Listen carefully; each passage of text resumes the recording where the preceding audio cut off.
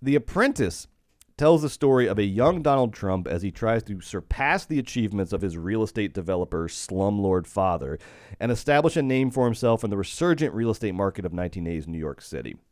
And the way he does this is by coming under the spell and tutelage of the Prince of Darkness himself, Roy Cohn, the notoriously bare-knuckled lawyer who got the Rosenbergs executed and was chief counsel for Joseph McCarthy during the McCarthy hearings. He worked on the Reagan campaign. He mentored Roger Stone.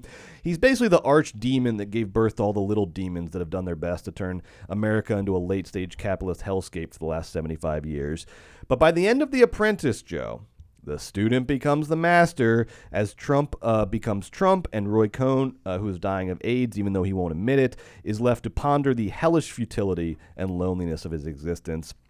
The director of photography on The Apprentice is Casper Tuxen, who most recently worked on the amazing movie The Worst Person in the World. This guy's an up-and-comer, baby. Casper Tuxen, cinematography on point. And he did Beginners. On point. And did Beginners, thank you. He did Beginners. Christopher Plummer's only Oscar. Also by a director you loathe, Mike Mills. Yeah. I thought Beginners was pretty good, though. The Apprentice, which we're talking about right now, stars Sebastian Stan as Trump, Jeremy Strong as Roy Cohn, Maria Bakalova from Borat 2 and Bodies, Bodies, Bodies as Ivana Trump, and the great Martin Donovan as Fred Trump. I wouldn't know it was Martin Donovan if I hadn't seen his name in the credits. He disappears into Fred Trump, Joe. He does. He disappears into that just like... Oh, that flesh and that beard. Oh, that disgusting Fred Trump face. He really disappears into it. This movie has a lot of production company credits. I won't list them all because of all the twists and turns it took as it tried to get to theaters. But Briarcliff Entertainment ended up handling U.S. distribution. Joe, what'd you think of The Apprentice? I really liked both of the main performances a lot. I think Jeremy Strong was great as Roy Cohn. Apparently, that's exactly what Roy Cohn was like in every way. Of course it was, because that's Jeremy Strong. But Brett, I know you agree, because you said this earlier, so I'm stealing something you probably want to say. So let's just take a second to say it. Sebastian Stan is amazing in this movie. So good. He is tremendous in this movie. He plays Donald Trump, which is like a job, I don't know, maybe everybody wants it, but it seems like it's just like a loser's game, you know?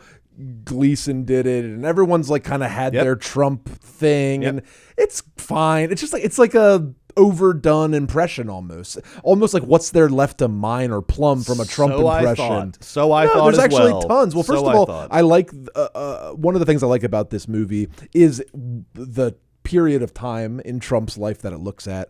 Early Trump in the 80s, coming up in New York, and I actually, you know, we don't really focus a ton of our energies on that period of time in Trump's life when we talk about him these days.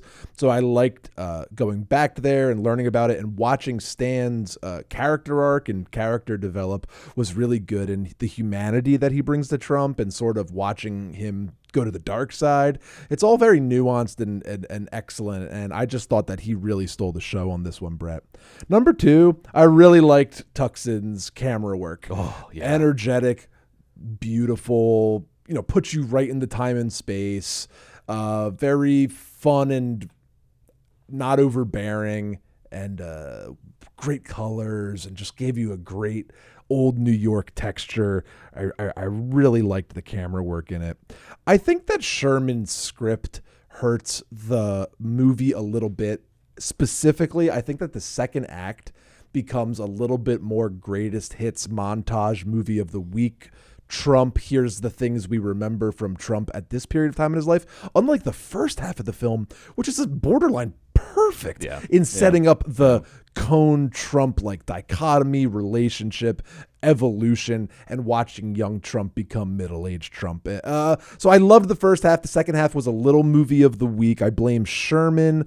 I think it got a little slower paced. And I think that in the second half, it sort of revealed that the movie was very interested in the fact that Trump is just like Roy Cohn and learned a lot from Roy Cohn, but the movie didn't have some like incredible connective oomph or tissue that made me feel like I learned anything new about Trump or about America or about Roy Cohn. I felt like I just watched like another really, like one of the best. Sounds like an egg. HBO political movies. That was the second half, though. I gotta tell you, this first half was fucking cinema, and it was acting, and it was scenes, and it looked great, and I fucking loved it. I just felt like it lost some steam, but good movie. I will be certainly having Sebastian Stan in my Best Actor nominees this year. I mean, I can't imagine not including him. I just thought he was so wonderful. Really fun movie. Definitely like a good business yarn, a good politics yarn. You get to see your favorite characters. Oh, there's Roger Stone. And I did Roger like that. Stone I did like that. Young Roger Stone apparently was just this like gleeful sociopath. Yep. Hey, can I get you anything, sir? What are we doing today? Whose lives are we ruining? Riddler. Yeah, amazing. Anyway, so I like the movie, but I can see why it's not, being picked up as some awards juggernaut, so to speak. I think it's very good. I think he makes some great points, Joe. I really like The Apprentice as well. It does 1970s into 1980s New York so well because, of course, we've seen, we all have a vision of 1970s New York, Taxi Driver New York, and it does that version of New York really well. But then you also have all the like secret enclaves of the rich that it dips into, these darkly lit private clubs, and there's this real like Dante's Inferno feel as young Trump enters this world and comes under the spell of Roy Cohn. I mean, that first shot where he turns and Roy Cohn's just staring at him from across the club is so just demonic and fantastic. For the first half of this movie, I was like, it's what really good. This is good. And then as the movie develops, you start to get the excesses of 1980s New York that come in, and I think it just cleverly switches between these textures really well. And just the look of the movie is so exciting and dynamic. I agree, the cinematography is fantastic. I thought the editing was really good. There's some sequences that almost have the texture of like VHS, almost there's like it's playing around with the look and feel in a really exciting way. And this all creates the perfect stage for the star of the movie, as you pointed out, which is the performances of the leads. I agree with everything you said. Strong is definitely the scene stealer and will probably get, I would assume, gets a little more awards consideration, just based on what awards are looking for in his presentation of Roy Cohn. And look, Strong is great. He doesn't just give like the awesome Dark Lord phase of Roy Cohn's life, but we get the end of Roy Cohn's life, the sort of Angels in America phase, the sort of just sort of sad coda where he's dying of AIDS but still won't admit that he's gay or has AIDS. It did make me want to see Jeremy Strong do Angels in America really bad. That shot, Joe, at the end of him, because we've already, I thought they also did a good job of distinguishing it from Angels in America, because Angels in America, he's mostly in the hospital bed, right? Yeah. And then here we get that scene, one of my favorite scenes, and it was, I agree with you about like the first half is the strongest part of the movie. The second half does become a little sort of montagey and sort of Trump's life and rise to fame and everything. But I thought it righted the ship at the very end when Roy Cohn re-enters the movie, because that scene where Roy Cohn goes down to Mar-a-Lago and they're celebrating his birthday and he's just like clearly dying but won't admit it, and then they wheel out that American flag cake and he's just standing over the American flag cake staring down at it, and it doesn't like, I don't think he's capable of like guilt or compunction or even like regret necessarily, based on his rules and his like in his mindset. But he does certainly sense the emptiness of his life in that moment and the futility of his life and just the nearing end of his meaningless, terrible life. And he seems to sort of sense all of that in that moment where he's looking down at that kitschy, terrible Mar-a-Lago American flag cake. I really like that scene, that shot, and it shows that this performance that Strong gives is not just a caricature of Roy Cohn, but does find like a human being or like a sort of wrecked semblance of a human being to sort of play inside Roy Cohn. So Strong is incredible, but the real star of the movie is Sebastian Stan as Trump. You're absolutely right. Like, and specifically for the nuance that Stan brings to the role. Like you said, we live in just a sea of Donald Trump impressions. We know all the tics, all the mannerisms, all the figures of speech. Mm-hmm. And so at the beginning of this movie, Stan is kind of like barely recognizable as Trump because he's giving us so little of the things that we associate with Trump. The mannerisms aren't really there yet. He's kind of weak and aimless and indecisive as he sort of just like fumbles through, he's going door to door collecting rent at one of Fred Trump's fucking slum apartments that is underfunded and is terrible. And it's just, he just seems like, the rich kid's fail son at the very beginning.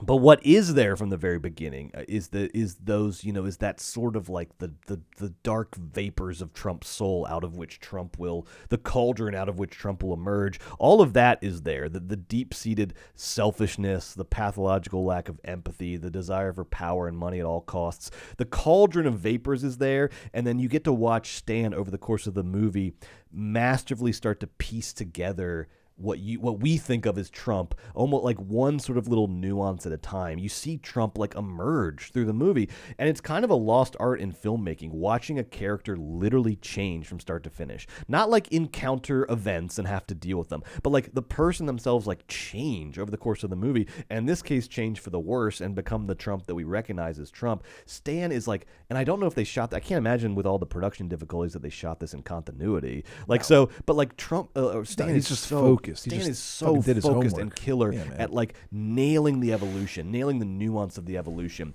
And even when he becomes Trump, it is still a like real, like a Trump that is rooted in realism and experience and not the caricature that we see of Trump. And it only makes the horror of Trump the monster all the more horrifying when he feels realistic, when he feels like when you realize like, oh, a person can become Trump. Like people, because you always think of him now as this singularity, this just like, if we just get rid of Trump, we'll be fine because there's no one like Trump. But it's like anybody could become Trump under the right circumstances. That's kind of what this movie tells you. Under the right tutelage, under the right sort of like coincidences, under the right sort of, like sequence of corrupt acts, anyone can become Trump. And the way Stan does that is phenomenal, is amazing.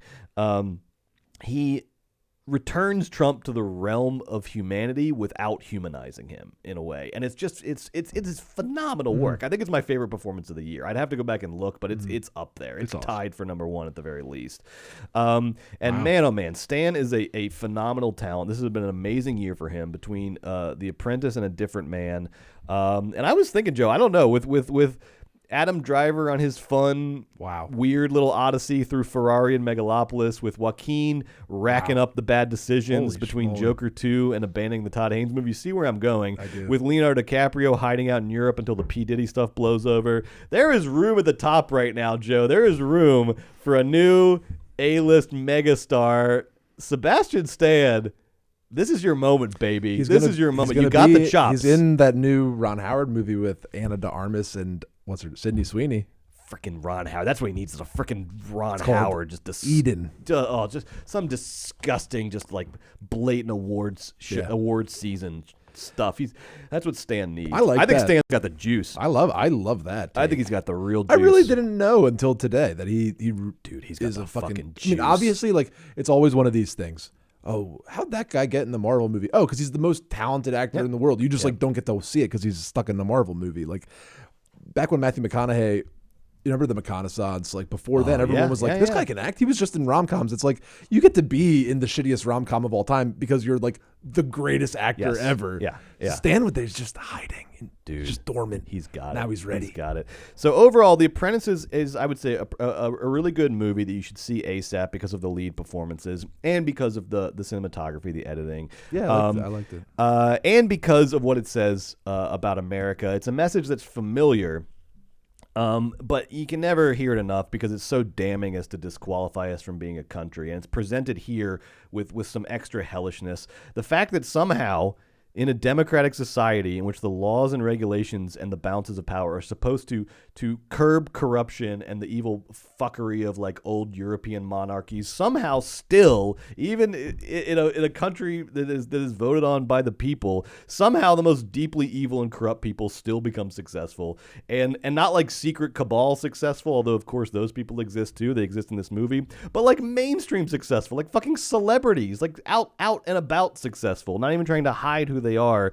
And there's no greater example of that paradox of a self-determined society that elevates figures who are fundamentally opposed to the tenets of that society.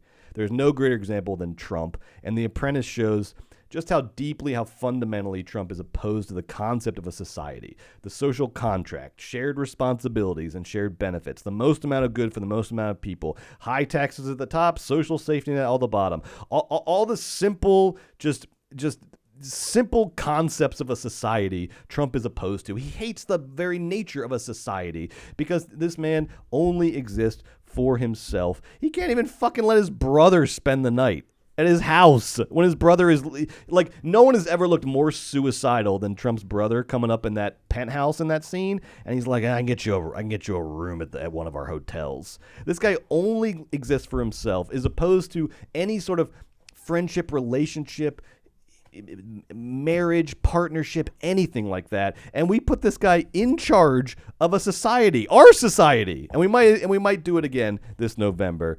The Apprentice is such a good reminder of the absurdity of that paradox. I